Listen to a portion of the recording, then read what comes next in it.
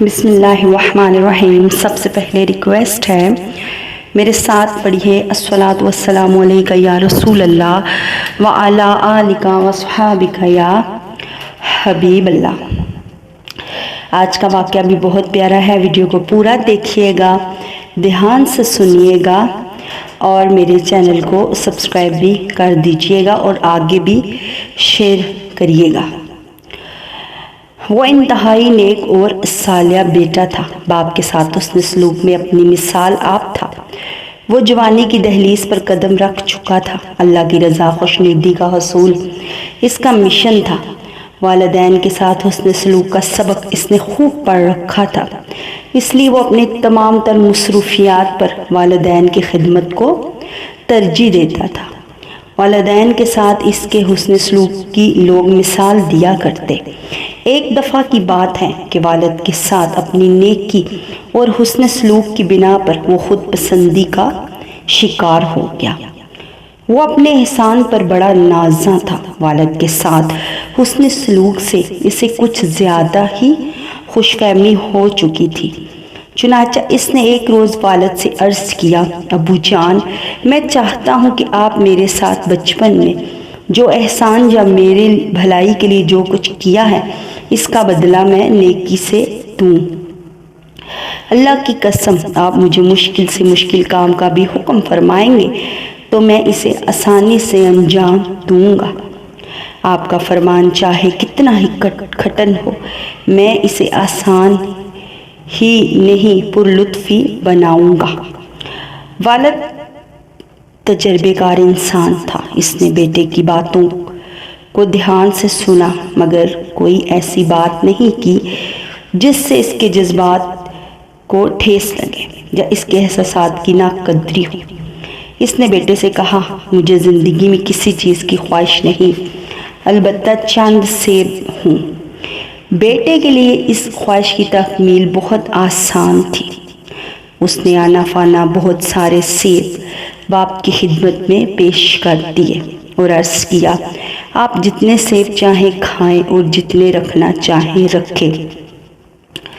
جب آپ سیب کھا کر فارغ ہو جائیں تو میں اور سیب لا دوں گا، کیونکہ میں ہر وہ کام انجام دینے کی ہمت رکھتا ہوں جس کا آپ مطالبہ فرمائیں گے۔ والد بیٹے کی طرف متوجہ ہوا، کہنے لگا، اس برتن میں جتنے سیب ہیں میرے لیے کافی ہیں، مجھے مزید سیبوں کی ضرورت نہیں، مگر میں سیب یہاں نہیں کھانا چاہتا، میں سامنے پہاڑ کی چوٹی پر جانا چاہتا ہوں، وہیں یہ سیب کھاؤں گا۔ لہٰذا میرے بیٹے، اگر تم واقعی میرے ساتھ حسن سلوک کرنا چاہتے ہو مجھے اس چوٹی پر لے چلو۔ بیٹے نے باپ کی بات سنی اور اسے راضی کرنے کی غرض سے حکم کی تعمیل میں جلدی کی۔ اس نے سیبوں کی ٹوکری ہاتھ میں تھامی، باپ کو کندھے پر بٹھایا اور پہاڑ کی چوٹی پر چڑھ گیا۔